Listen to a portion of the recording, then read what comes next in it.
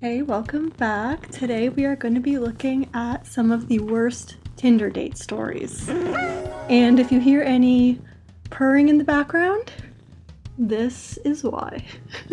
Okay, let's go.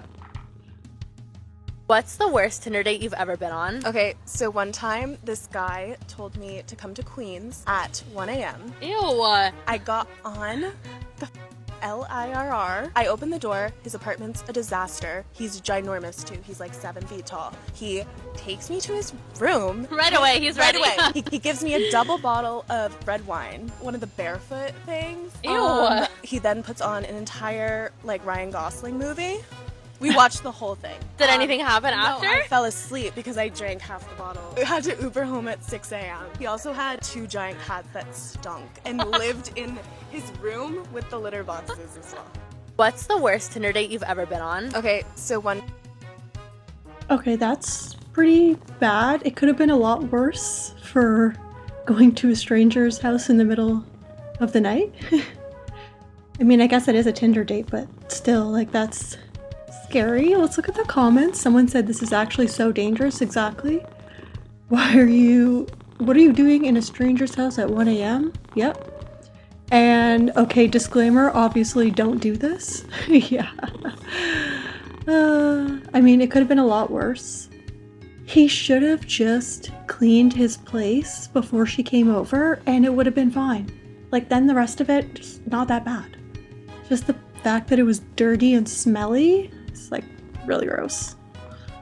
Okay, let's continue.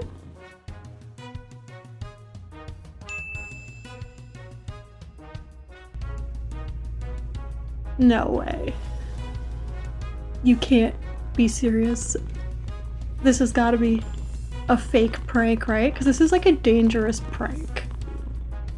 Because, like, if he thinks you're a guy, he might fight you.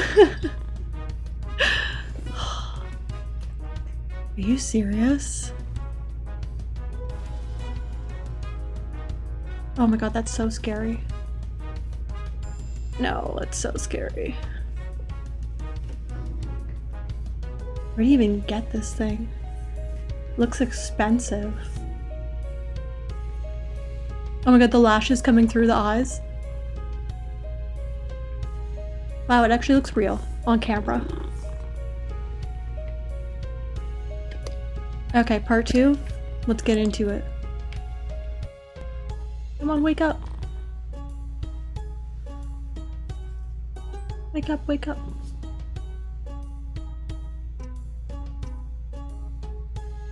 Come on. No, this is not real. Okay, are you just like... I'm gonna fast forward some of this because this is like taking too long. Get to the point. Wake up.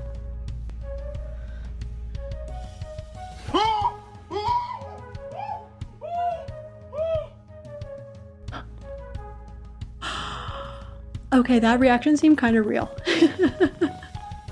That seemed like a real reaction. So, I would also advise that this is like a dangerous thing to do. Oh man. Okay, let's keep going. I'm actually working on my first like single release, everything like that. I've been producing, I've been around big. Oh, you make music? Okay. Yeah, I just started. Can I hear something? Yeah, I mean my first song, it's called Snow Bunny Hunter. Basically it's about my love for white women and everything like that. Like, my mom didn't immigrate here from this country for me not to be with a white woman. They're joking. You know? That's the way. They're joking. Right. That's the way I see it. Right. Right? So, yeah, I can show you a little bit of it right now. First part of it. This can't be real life. Can this be real life? It's not that bad. I think it could go platinum, you know? For my first song, it's not that bad. It's not that bad at all.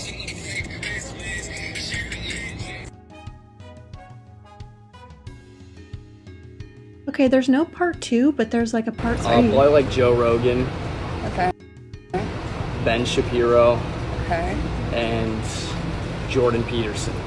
Jordan Peterson. Yeah, Jordan Yeah. Peterson. All of them, they're kind of just leading the new age thinking for all men, you know? Mm-hmm. Men these days are becoming just kind of like, you know? They're putting stuff in the water to make the frogs. They're This is making fake. everything gay, you know? This is gotta be Especially fake. being here in LA, like I wish I was in Dallas. Yeah, usually crypto has its ups and downs. Crypto? Right? There's cycles in 2017 where it has a bull run and then it drops completely. When it's in the when no one's really thinking about it, that's when you invest heavily into it. I was early on it, to Right. be honest. I was Right. 17. Oh my god, I can't even deal. Did anyone see on 90 Day Fiance? Then that guy, the South African guy's like, I pumped about 40K into crypto. Crypto bros. Okay, we got a final part here to this. Is this real or is this like a parody? Like, I honestly can't tell. Because there are definitely people like that, but this just seems too... I don't know. I can't tell. Last part. It seems like we aren't having too much chemistry on this date. So I bought you like 2 glasses of wine. Let's split the check, you know? Let's split the check. If we do have another date, I'll cover you, or if I'm actually dating you, I'll cover the bill and everything like that. But I mean, if you want to come hang out at the crib, like we can just watch some, we can play like Super Smash Bros or something, and I'll cover it completely. Ew. Yeah. We can split it. Yeah, It's all good. split it. We'll split it. Okay. Okay. I don't know, you guys. I don't know if that's real or not, but it's like really bad.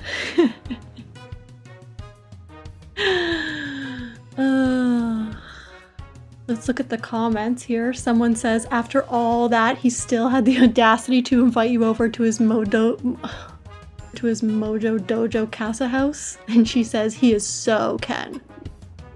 That's actually true. That's actually true.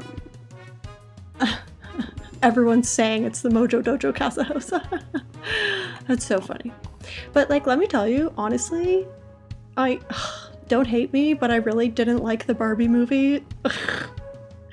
I really didn't like how they represented Ken. I really didn't like how they represented Barbie. I really didn't like how they resolved things. It was just all around not doing it for me, so sorry. Anyways, let's watch one more for this video. Hello, welcome back to Terrible Date Tuesday, where I tell you unfortunate true stories from my love life to make you feel better about yours. Okay. I'm not gonna lie, I really don't like telling this story, but it is the worst date of my life. So, let's begin. So I met this guy on Tinder and he was very flaky with his communication. His reasoning being that he traveled for work and so he only checked the app when he was in town. Now, I obviously sensed some red flags, but I don't lie to people, so I decided to give him the benefit of the doubt. Ugh. One of the times he pranced back into my life, he gave me his Snapchat and his phone number and said he was more reachable there. We messaged for a Snapchat? little bit, and one night when I was out at a bar with some friends, he Snapchatted me and was like, you should come over when you're done at the bar.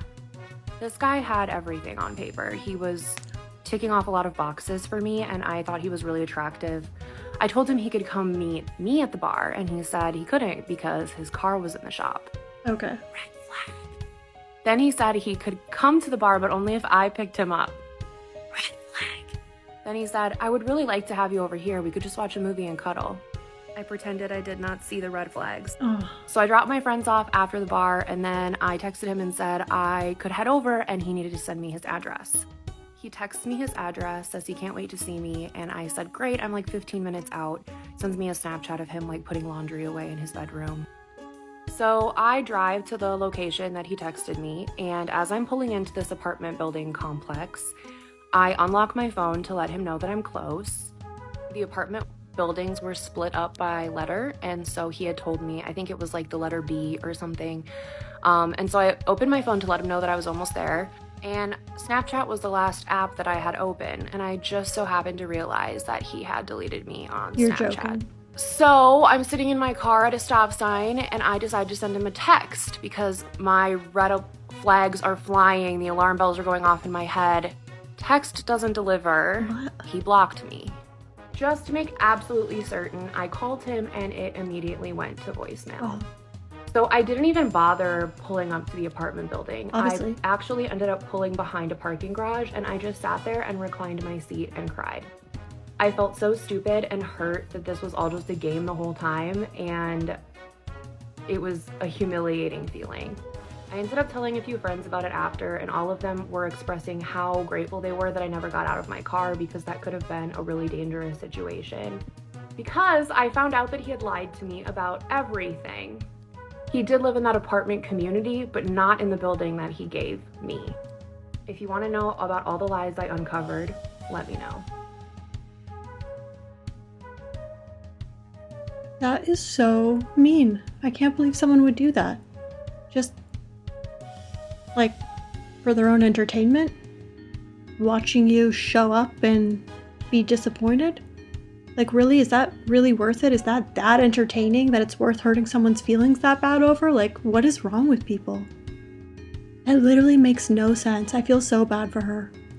She probably learned now, though, don't put in the energy when they don't put in the energy. You know, she said at the beginning he was not even responding to her messages and stuff. Like, she should have cut her off there. Now she knows. She knows she was ignoring them red flags, so good for her.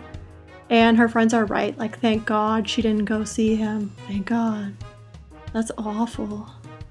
Okay, you know what? I think we're gonna end it there. Make sure you stay safe. Always tell someone where you're going. And it's always best to meet in a public place. I would say, honestly, at least a few times before you ever think about, oh yeah, I'm just gonna go to your house in the middle of the night. Anyways, okay, thanks for watching, and we will see you in the next one. Bye.